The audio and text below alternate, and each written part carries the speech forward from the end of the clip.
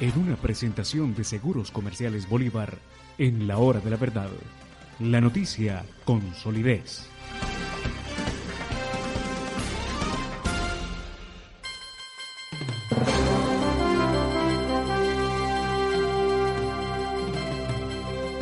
Doctor Jaime Castro, muy buenos días.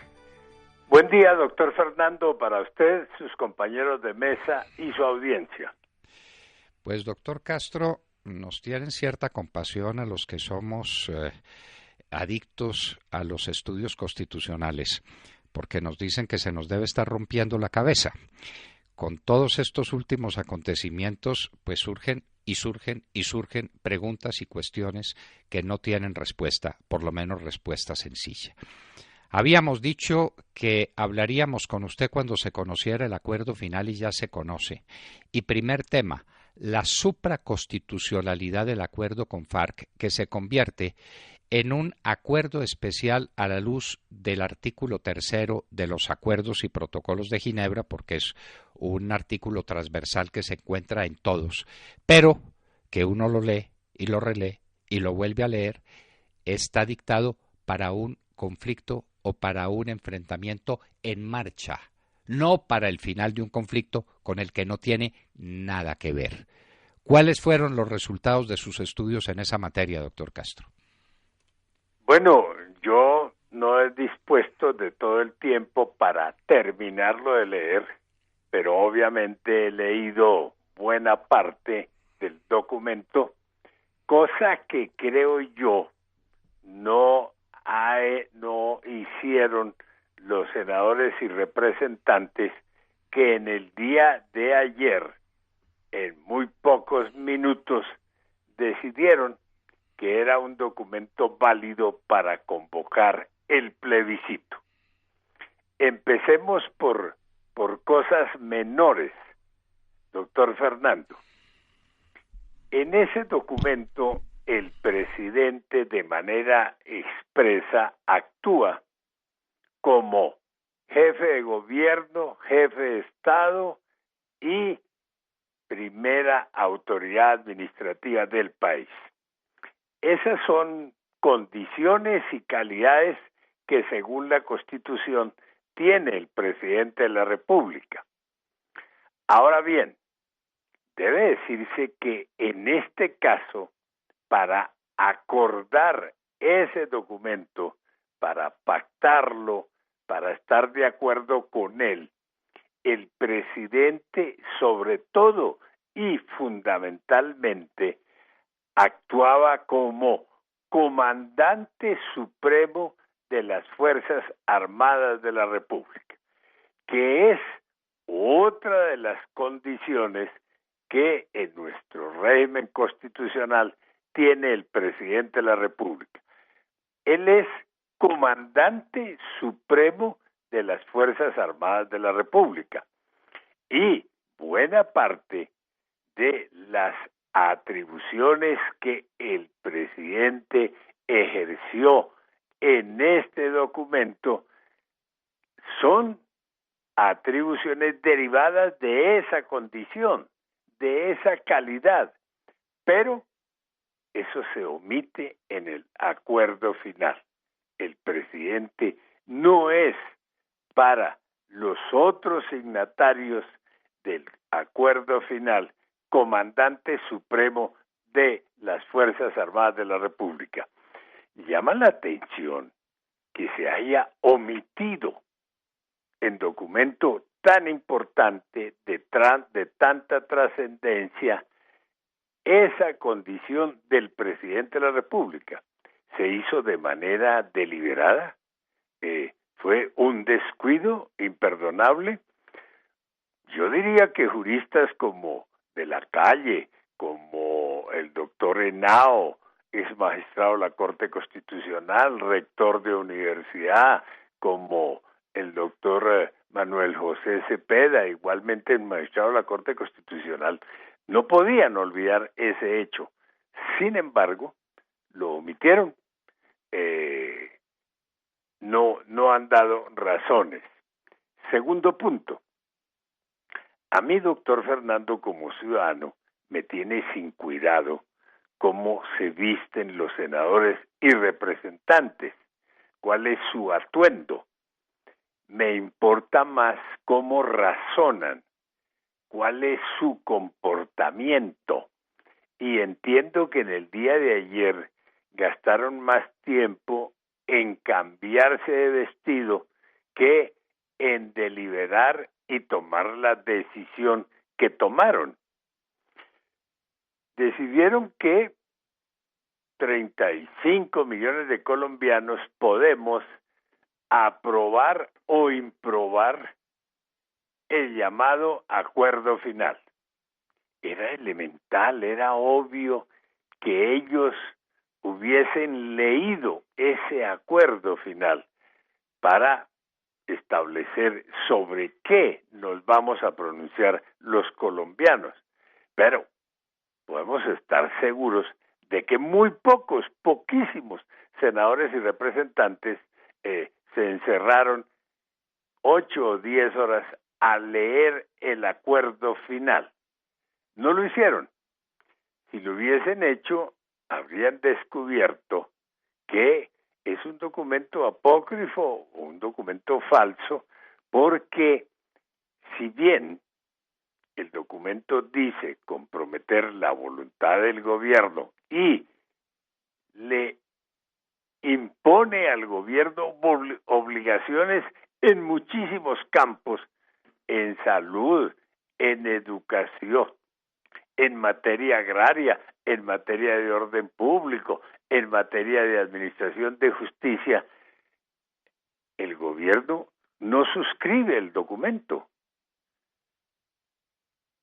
Gobierno, en términos constitucionales, es el presidente de la República y los ministros del despacho. En este caso, tenían que firmar prácticamente todos los miembros del gabinete. No aparece la firma de ninguno de ellos.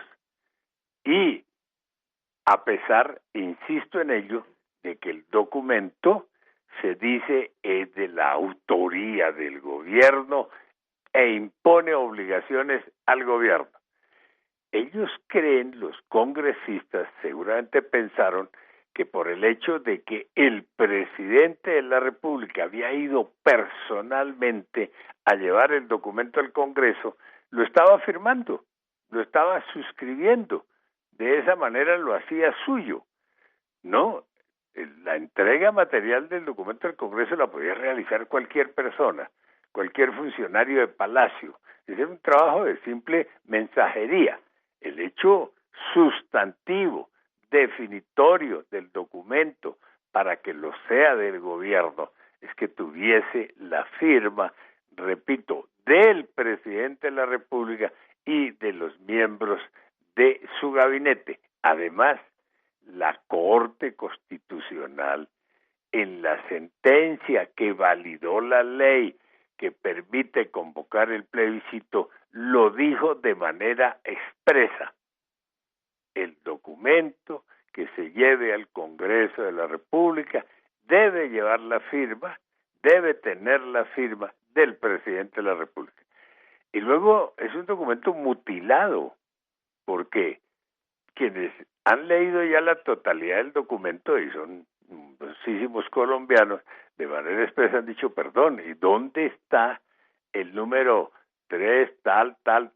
Porque el documento es muy riguroso, muy estricto en la numeración de los temas, numeración continua, casi que de cada una de las frases. Pero es un documento mutilado el que entregaron al Congreso, porque hacen falta varios de los números que han debido utilizar.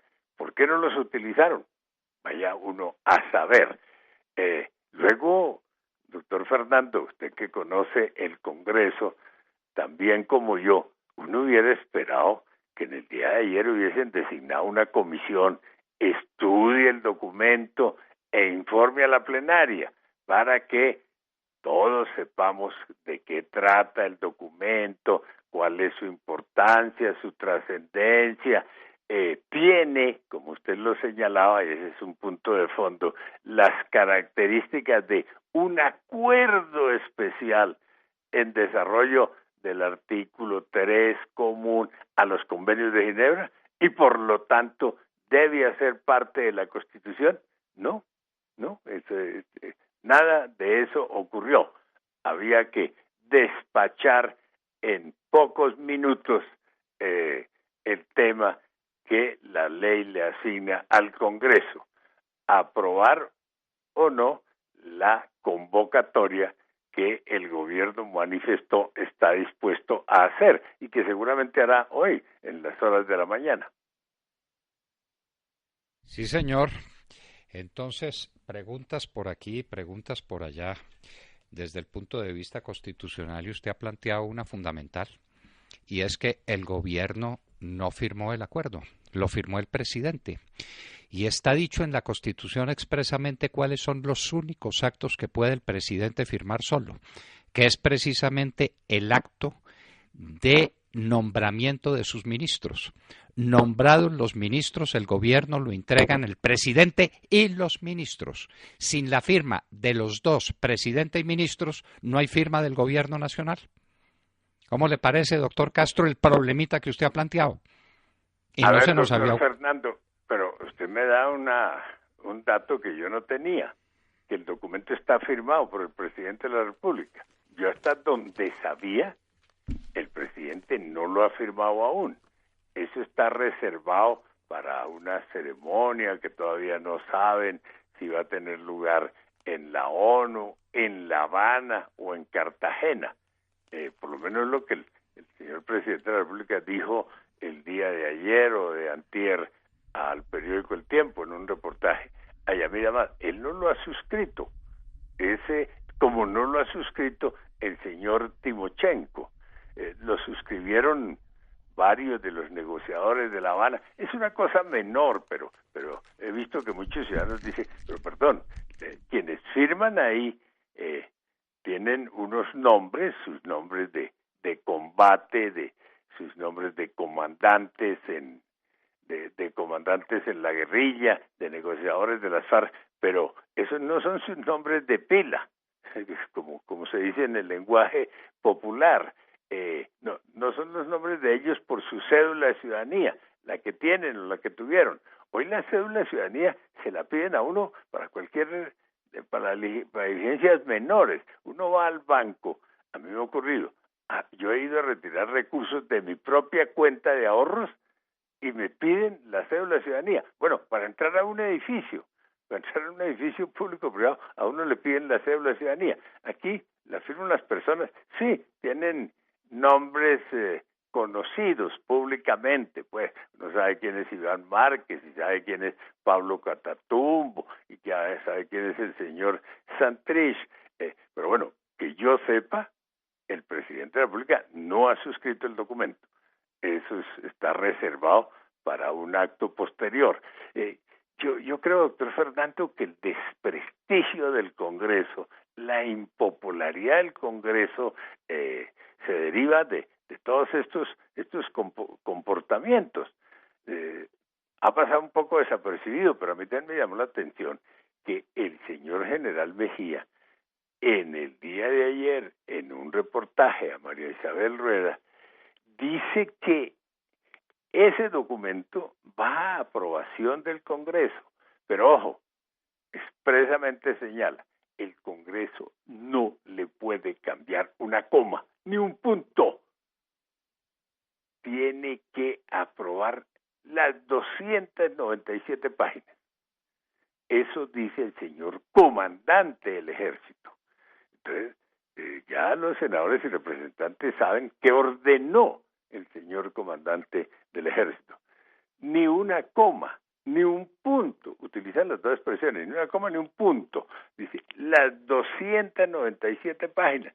¿Qué estarán pensando los senadores y representantes? Bueno, uno diría, lo van a hacer, aunque no se lo hubiese ordenado el comandante del Ejército. Pero bueno, a las órdenes del presidente de la República, del ministro del Interior, del ministro de Defensa, se agrega ahora la que les da el comandante del Ejército. Doctor Castro, son tantos los temas que esto suscita que uno no sabe ni por dónde empezar. Usted le ha propuesto al país unos temas esenciales. El Congreso votó ayer 297 páginas sin haber discutido ninguna. Eso es una vergüenza en la historia del Parlamento colombiano. Eso sencillamente da pena, da dolor. Porque si hubieran empezado por leerlas, se habrían encontrado en la página 3 la famosa referencia al acuerdo final, donde suscriben el acuerdo los que lo van a suscribir. Usted tiene razón, a mí no me consta que el presidente le haya puesto a eso la firma. Debo decirlo, lo dije en un momento de, de inadvertencia. El presidente no le ha puesto la firma, pero ya lo mandó al Congreso como si fuera suyo. Como si fuera suyo porque está suscrito por sus representantes, el señor de la Calle y el señor Jaramillo y el general Mora y el general Naranjo y las señoras que se llevaron allá y el senador Roy Barreras, que uno no sabe a qué título está actuando. Pero vea, para terminar le voy a proponer un temita que hemos descubierto. Yo tampoco lo he acabado de leer porque esto es agotador, doctor Castro, esto es agotador. Usted y yo estamos acostumbrados y habituados a leer documentos judiciales y extrajudiciales que tienen que ver con el derecho muy pesados, muy pesados. Algunos escriben con una gracia y con un estilo, uno pues echa de menos los grandes maestros del derecho público. Hay que ver los maestros franceses y los maestros italianos en derecho penal y algunos maestros colombianos con una donosura de estilo, pero también hay unos tan farragosos que son casi imposibles de leer. Pero óigame este pequeño embutido que tiene por ahí, porque es un embutido, es un relleno, pero óigame el tamaño del problema que esto suscita. Se llama campaña pedagógica. Incluye piezas pedagógicas para comunicar los contenidos del acuerdo final por 6 meses, a través de los medios, instituciones, radio y televisión, y 1 año adicional para difusión y pedagogía del inicio de la implementación del acuerdo final. La Comisión de Seguimiento, Verificación y Resolución de Diferencias, CSVR, coordinará de manera expedita la activación de 31 emisoras en FM para que funcionen bajo la modalidad de interés público para apoyar la pedagogía de los acuerdos. Una vez finalice el proceso de dejación de armas y entre en funcionamiento, E-Común, las 31 emisoras serán administradas por esta cooperativa. Doctor Castro, ¿se tomaron 31 emisoras de FM o el gobierno tiene la obligación de crearlas? ¿Usted sabe el costo que eso tiene? La Hora de la Verdad lleva trabajando más de 12 años y no ha podido conseguir una emisora de FM. Las FARC tendrán 31 emisoras de FM. ¿Se las van a confiscar al sector que tiene la radio en Colombia? ¿Se las van a confiscar? ¿O van a crear 31 emisoras nuevas? ¿Quién ha dicho una palabra sobre el particular y sobre lo que eso significa, doctor Castro? No tenía claro ese párrafo, pero usted llama la atención sobre un hecho bien importante. Decidieron encadenar físicamente 31 emisoras FM. Yo pensé que cuando hablaban de 31 es que ese es el número de FM que hay en el país, pero imagino que hay muchas más. Ese número seguramente obedece a la audiencia o la penetración regional de las emisoras. Deben tener estudiado a dónde va a estar la sede, cuál es la potencia de cada una de ellas, para efectos de que cubra o todo el país o la región del país que les interesa. Pero mire, doctor Fernando, eso es un desarrollo más de algo que yo también verifiqué un poco a lo largo del proceso. Estas 297 páginas son sin duda alguna plataforma política del partido que organicen, que creen y organicen las FARC, partido del que harán las veces de vagón de cola las organizaciones de izquierda y los personajes de izquierda de hoy en día, es decir, el senador Jorge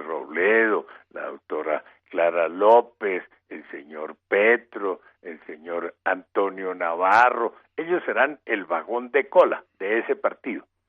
Yo digo que es la plataforma política por su contenido, porque las FARC son coautoras, para no decir autoras, las autoras más importantes o quienes mayor aporte hicieron al documento. Recuerdo bien, pero eso está en el lenguaje de todos los comandantes de las FARC, que Timochenko, en un discurso que pronunció el 23 de junio, en presencia del doctor Juan Manuel Santos, presidente de la República, mas no comandante supremo de las Fuerzas Armadas de la República, para estos efectos, en ese discurso, Timochenko dijo, palabras más, palabras menos, lo que suscribamos es obligación del Estado difundirlo por absolutamente todos los medios, conocidos y no conocidos, porque los colombianos tienen que saber cuáles son sus derechos y cómo deben reclamarlos. Y nuestra tarea va a ser, precisamente como partido político, recordárselo todos los días, ponerlo de presente. Entonces, esto de las 31 emisoras obedece a ese propósito muy definido de las FARC. Su plataforma política debe ser suficientemente conocida por el pueblo colombiano. Es que las FARC aquí impusieron su punto de vista. Mire, usted señaló para empezar, doctor Fernando, que el acuerdo final es un acuerdo especial, desarrollo del artículo 3º común. Ojo, eso es algo que las FARC públicamente, desde antes de empezar las conversaciones, lo dijeron en una carta que le enviaron al Comité Internacional de la Cruz Roja, carta en la que agregaron que el acuerdo final debería ser registrado, entregado, consignado en el Consejo General del Gobierno suizo y ante una de las varias secretarías de Naciones Unidas. Ojo, en este documento se repite textualmente, lo que las FARC antes de sentarse a conversar, estamos hablando de septiembre del año 12, en carta pública le dijeron al Comité Internacional de la Cruz Roja, esto es la supraconstitucionalidad, esto vale más que el resto de artículos de la Constitución. Una pregunta menor, una inquietud menor. Como aquí se consagran muchos derechos a favor del pueblo colombiano y van a ser parte del bloque de constitucionalidad de Colombia, todos los titulares de esos derechos los van a reclamar a través de la acción de tutela. Pienso yo, si hacen parte del bloque de constitucionalidad y son derechos, pues hay que reclamarlos a partir de las acciones de tutela. Mejor dicho, doctor Fernando, confesémonos para que todo lo que se viene como desarrollos políticos, institucionales y judiciales nos va a deparar el documento de las 297 páginas que el Congreso ya hizo suyo sin haberlo leído, obviamente, y mucho menos debatido. Claro que lo van a leer. Doctor Jaime Castro, esto es lo más grave que le ha pasado al país en su historia. Seguiremos paso a paso estos desarrollos. Hoy estamos planteando que hay 31 emisoras de FM que pasan a disposición de la cooperativa que va a manejar la pedagogía y la difusión de los acuerdos. ¿Serán emisoras que le quitan a Caracol? ¿Serán emisoras que le quitan a RCN? ¿Serán de Todelar? ¿Serán de las tres? Gran pregunta que estas emisoras no se han hecho. Vamos a ver si el señor Arismendi desde Caracol está dispuesto a entregar siquiera 10 o 15 de sus emisoras, ya que está tan dispuesto a apoyar la paz para hacer pedagogía sobre estos acuerdos de paz. Doctor Jaime Castro, empezamos una tarea. Gracias por su cooperación y seguiremos en la batalla hablando de estas 297 páginas de las que todos hablan sin leer ninguna. Muchas gracias, doctor Castro. Muy amable por su invitación, doctor Fernando, y muy buen día. Bueno, queridos amigos, ¿cómo le parece pues todos estos problemitas que plantea el doctor Castro y que van surgiendo minuto a minuto de la lectura de este documento? Y entre más leamos, más salen. 31 emisoras de FM. ¿Cuántas va a poner el señor Arismendi? ¿Cuántas va a poner Caracol? ¿Cuántas va a poner RCN? Sí. ¿Cuántas Todelar? Porque no me digan que se van a crear. ¿De dónde sacan 31 emisoras de FM? Sí. ¿De la nada? ¿De un cubilete? Las sacan de las que existen. Claro. De las que existen. A ver. Y usted notó una cosa clave, doctor Londoño. 12 años, ¿sí? La hora de la verdad. 12 años. Y usted conoce bien las dificultades que hemos tenido para poder hacer el tránsito a una frecuencia en FM. No tenemos ninguna. No tenemos ninguna. ¿Cuántos centros de pensamiento logran mantenerse con las uñas y ahora aquí lo tienen financiado durante los próximos 8 años? ¿Cómo le parece? Por ahí no 31 emisoras que van a pasar al dominio de una cooperativa para la divulgación de los acuerdos de paz. 31 emisoras de FM. Y nadie había visto eso, y obviamente, porque ahí dice que son de interés público. ¿Por qué lo dicen que son de interés público, queridos amigos?